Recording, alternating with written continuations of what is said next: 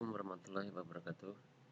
Saudara-saudara, pada kuliah hari ini kita akan membahas tentang mesin pengolah data, di mana dalam materi ini ada dua sub pokok bahasan. Yang pertama adalah perkembangan mesin pengolah data, yang kedua jenis data. Yang pertama, perkembangan mesin pengolah data. Nah, ini ada 4 poin. Kita mengenal adanya mesin manual atau manual itu sendiri, mesin manual, mesin elektrik, dan mesin elektronik.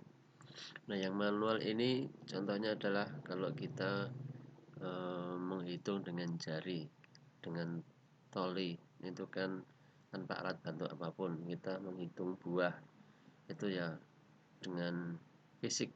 Kemudian yang mesin manual ini kita sudah menggunakan alat untuk menghitung. Misalnya kita menggunakan mesin apa yang kita contohnya semua. Nah, itu kan menggunakan alat hitungnya dengan meskipun dengan jari, tapi kita pakai alat hitung. Kemudian mungkin yang sampai sekarang masih ada itu lidi ya, tapi kita jarang mempraktekannya, perkalian dengan lidi. Kemudian yang ketiga, mesin elektrik. Ini mesin yang digerakkan dengan listrik dan proses kerja mesin itu masih bisa diamati. Contohnya mesin stensil yang menggunakan listrik, itu kan prosesnya kelihatan. Mesin fotokopi, kemudian prosesnya waktu mengkopinya itu bisa dilihat dengan urutannya itu. Kemudian yang keempat yaitu mesin elektronik.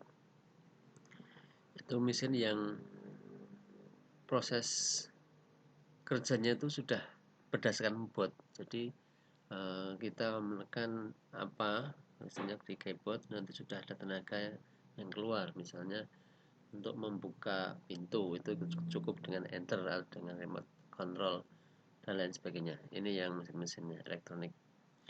Kemudian yang kedua, yang selanjutnya mesin manual, tadi sudah saya singgung. Nah, ini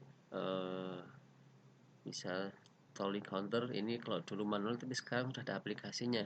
Nah, kalau yang sudah berbasis aplikasi itu bukan manual lagi, tetapi sudah menggunakan kategori mesin juga, termasuk semua yang sekarang sudah ada aplikasinya juga yang berbasis Android atau komputer. Itu berarti sudah bukan yang manual, tapi yang dulu yang pertama itu yang masih manual. Kemudian yang kedua, yang mesin jumlah atau adding mesin. Ini fungsinya hanya untuk penjumlahan, pengolahan, dan perkalian angka-angka sederhana. Tenaga penggeraknya manual dan listrik. Ini kalau di lab kita contohnya mesin jumlah Olivetti, yang merek Olivetti, merek Facit, itu mesin jumlah atau adding mesin. Kemudian yang ketiga, mesin jumlah listrik. Ini fungsinya untuk penjumlahan, pengurangan, dan perkalian yang sifatnya sederhana. Kalau tadi cuma menambahkan, mengalihkan, dan menjumlah, tapi kalau ini sudah sampai perhitungan yang agak besar-besar.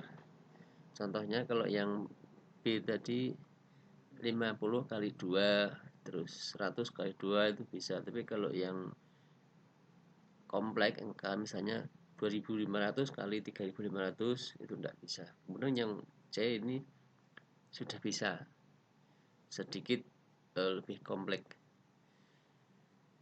Kemudian yang keempat, mesin jumlah elektronik. Ini yang sudah kompleks. Angka-angkanya bisa penjualan, pengurangan, dan perkalian sampai angka digital, angka digit di belakang koma. Kalau yang C tadi belum. Hanya 3,5 itu kali 10 itu di D tidak bisa, tapi kalau yang C belum bisa. Ini yang membedakan. Kemudian yang terakhir, jenis data. Ini itu ada jenis data, itu ada dua, kualitatif dan kuantitatif. Nah, yang menjadi materi perkantoran di sini, khususnya praktek teknologi perkantoran sini adalah jenis data kuantitatif. Nah, contoh saja nanti kalau angka-angka itu pakainya Excel, kalau nanti gambar itu dan dengan analisis gambar atau istilahnya apa, analisis wajah itu juga data. Kemudian ada suara, ada apa lagi yang bisa video, itu semuanya berbasis data dan kategorinya masuk data kuantitatif. Nah, untuk prakteknya kita coba untuk mempraktekkan salah satu mesin hitung manual, yaitu Sempoa. Saudara-saudara bisa melihat di list YouTube di sini, ini ada 9. Nah, nanti tugasnya adalah setiap kelompok itu Anda kan 37, dibagi 9 itu ada 4 mahasiswa, berarti ada satu kelompok yang nanti anggotanya 5. Kemudian masing-masing kelompok mengamati tahapan penghitungan berdasarkan link tempat di atas ini. Kemudian tuliskan tahapan operasionalnya. Nah, mungkin kalau Anda di